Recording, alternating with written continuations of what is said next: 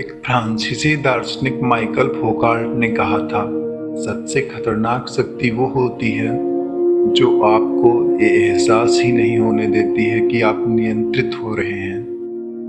आपको लगता है कि आप आज़ाद हैं, आप अपने फैसले खुद ले रहे हैं, आप अपना करियर भी खुद चुन रहे हैं। लेकिन जरा रुकिए, क्या आपने कभी सोचा है कि आप वैसा ही क्यों सोचते हैं जैसा समाज चाहता है? आज सवाल ये नहीं है कि पूंजीवाद अच्छा है या समाजवाद अच्छा है।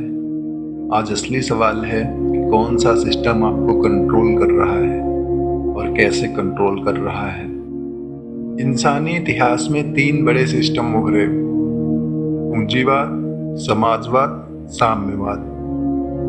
हर सिस्टम ने दावा किया कि हम इंसान को आज़ाद करेंगे, लेकिन इतिहास बताता है कि हर सिस्टम ने इंसान को कुछ आज़ादी दी, कुछ आज़ादी छीन भी ली। इस वीडियो में ना हम किसी सिस्टम की पूजा करेंगे, ना किसी को गाली देंगे। हम सिर्फ ये समझेंगे कि सिस्टम कैसे सोच को बनाता है, कैसे सोच को ढालता है। तो वीडियो में आप लोग लास्ट तक बने रहिएगा। दोस्तों, बात करते हैं पूंजीवाद की। पूंजीवाद की बुनियाद एडम स्मिथ ने रखी। उन्होंने कहा, अगर हर व्यक्ति अपने स्वार्थ के पीछे भागेगा तो समाज का हित अपने आप होगा। इसे कहा गया इंडिविजुअल हैंड थ्योरी। पूंजीवाद ने हमें दिया इनोवेशन, चॉइस, कंफर्ट, ग्रोथ। लेकिन सवाल यह है कि इसकी कीमत क्या रही।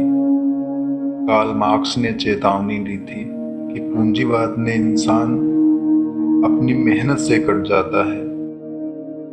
आज की इंसान की कीमत तय होती है सैलरी से, प्रोडक्टिविटी से, ब्रांड वैल्यू से।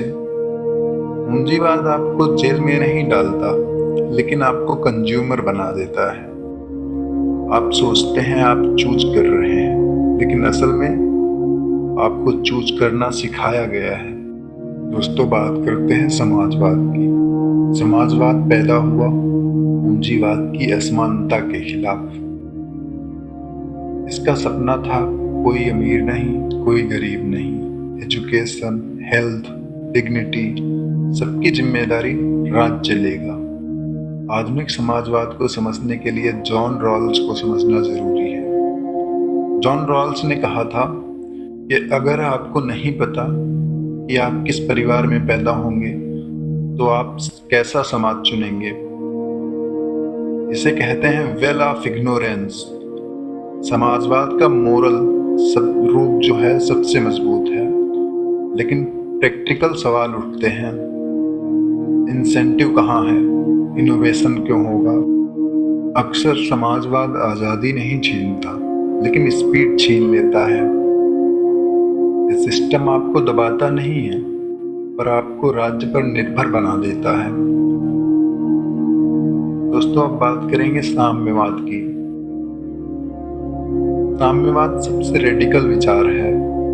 कार्ल मार्क्स ने कहा, इतिहास वर्ग संघर्ष का इतिहास है। उनका सपना था classless society, stateless society, exploitation का अंत।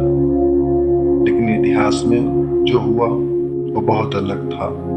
दोस्तों, बात करते हैं असली कंट्रोल कैसे होता है। आज आपको कोई बंदूक दिखाकर कंट्रोल नहीं करता है।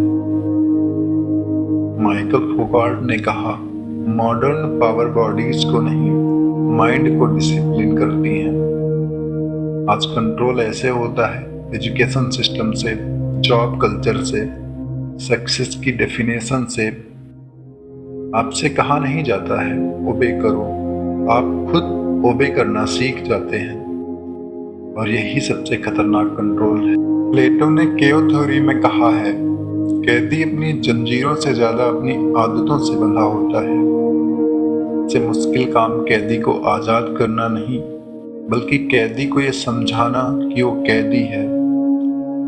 आज की गुफाओं के बारे में अगर बात करें तो screen, salary, ideology, fear of failure, ये सब मॉडर्न केव्स हैं। हर सिस्टम एक औजार है, समस्या औजार नहीं। समस्या तब है जब औजार इंसान का मालिक बन जाए। सच्ची आज़ादी आइडियोलॉजी में नहीं है, बल्कि खुद सोचने की क्षमता में है। सबसे खतरनाक गुलामी वो होती है जिसे इंसान आज़ादी समझने लगे। दोस्तों, आपके हिसाब से आज आपको सबसे ज़्यादा कौन कंट्रोल करता है? Capitalism, socialism, communism